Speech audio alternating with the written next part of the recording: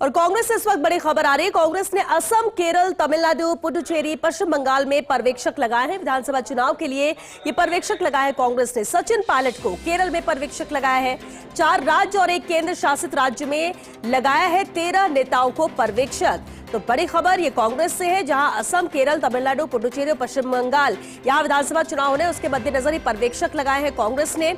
सचिन पायलट को केरल में पर्यवेक्षक लगाया है, तो 4 राज्य और 1 केंद्र शासित राज्य में 13 नेताओं को पर्यवेक्षक लगाया गया है। सीनियर स्पेशल रिपोर्टर दिनेश डांगिया हमारे साथ जुड़ चुके हैं। दिनेश जी, बेहद अहम है जहां ये राज्य वो जहां पे विधानसभा चुनाव होने और पर्यवेक्षक नियुक्त किए गए हैं। राजस्थान से सचिन पायलट, और कौन से प्रमुख नाम है पर्यवेक्षक के तौर पर?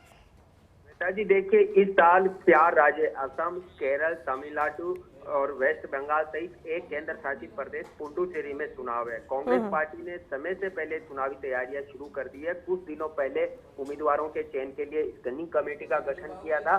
तो अब एआईसीसी ने सीनियर पर्यवेक्षक है वो इन राज्यों के चुनावों के लिए लगाए हैं और टोटल 13 नेताओं को जिम्मेदारी दी गई है। राजस्थान से जो महासचिव है, छत्तीसगढ़ प्रभारी है सचिन पायलट, उनको केरल की जिम्मेदारी दी गई है और उनके साथ एजी जॉर्ज, इमरान प्रतापगढ़ी और कन्हैया कुमार को भी केरला के अंदर ऑब्जर्वर बनाया गया है। असम की बात करें तो पूर्व मुख्यमंत्री Bhupesh Baghel, Karnataka deputy CM DK Shivakumar और बंधु तिर्की को वहां का पर्यवेक्षक बनाया गया है। और तमिलनाडु पुडुचेरी में मुकुल वासनिक, उत्तम रेड्डी और काजी निजामुद्दीन को पर्यवेक्षक की जिम्मेदारी दी गई है। और बंगाल के अंदर सुदीप रॉय बर्मन, शकील अहमद खान और प्रकाश जोशी, इनको पर्यवेक्षक बनाया है। यानी टोटल जो 13 नेता है उनको जिम्मेदारी दी गई है। क्योंकि कांग्रेस पार्टी की जिस तरह सियासी स्थिति है, कांग्रेस पार्टी चाहती है कि असम और केरल में पूरी तरह से ताकत लगाई जाए।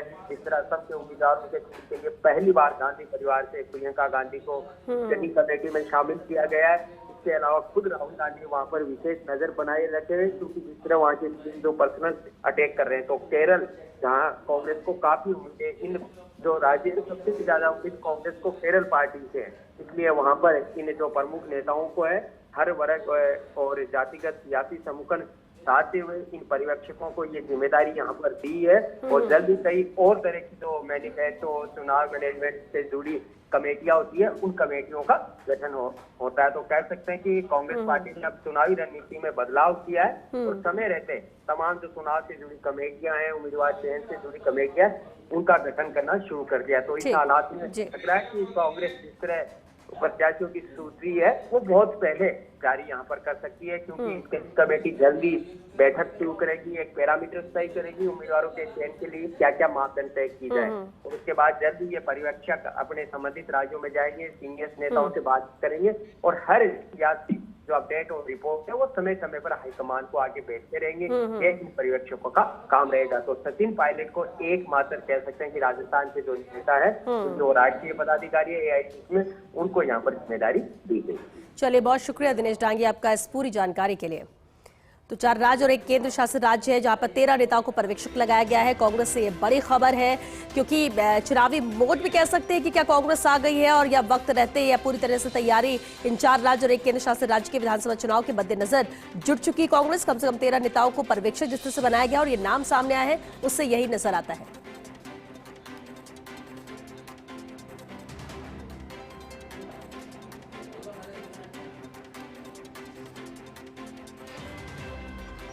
तो विधानसभा चुनाव के लिए पर्यवेक्षक लगाए हैं कांग्रेस ने। 4 राज्य और 1 केंद्र शासित राज्य के मद्देनजर ही ये पर्यवेक्षक लगाए गए हैं। कांग्रेस जिस तरह से चुनावी मोड में नजर आ रही है। चलिए, एसोसिएट एडिटर नरेश शर्मा हमारे साथ जुड़ चुके हैं।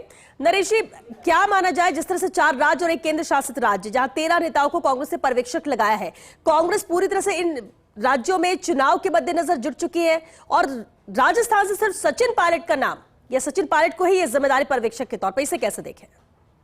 विभिन्न राज्यों में जो चुनाव होने हैं उसके लिए कांग्रेस ने तैयारियां शुरू कर दी है और प्रदेश से नेताओं को जिम्मेदारियां लगातार दी जा रही हैं। इससे पहले स्क्रीनिंग जो कमेटी है वो तय हुई थी, जिसमें राजस्थान से नीरज डांगी का नाम शामिल था। आज सीनियर ऑब्जर्वर के लिए जारी हुई है, जिसमें राजस्थान से सचिन पायलट का नाम शामिल है।